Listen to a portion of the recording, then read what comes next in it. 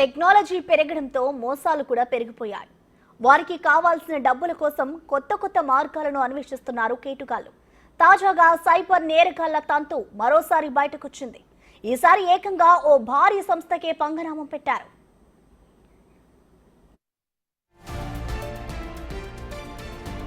Bajaj electronics ను target గా చేసుకుని యూపీఐ మోసాలకు పాల్పడ్డారు రాజస్థాన్ కి చెందిన ముఠా.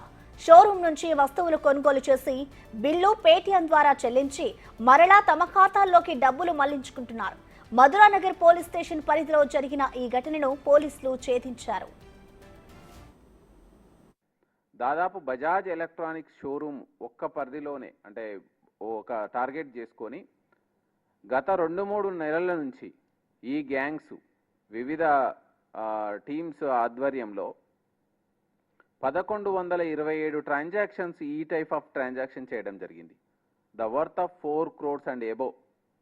అందులో వీళ్ళు సక్సెస్ఫుల్గా 1.56 crore వర్త్ అమౌంట్ని మళ్ళీ వాళ్ళ అకౌంట్లోకి తెప్పించుకొని బజాజ్ ఎలక్ట్రానిక్స్కి మోసం చేయడం జరిగింది.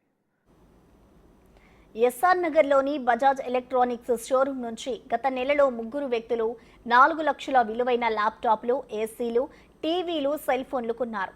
డబ్బులు తమకు తెలిసిన వారు పేటీఎంలో చెల్లిస్తారని చెప్పి క్యూఆర్ కోడ్ను అవతలి వ్యక్తికి పంపడంతో రాజస్థాన్ నుంచి ఓ వ్యక్తి పేటీఎం ద్వారా చెల్లించాడు. డబ్బులు షోరూం బ్యాంక్ ఖాతాలో పడిన తర్వాత పరికరాలను తీసుకెళ్లారు.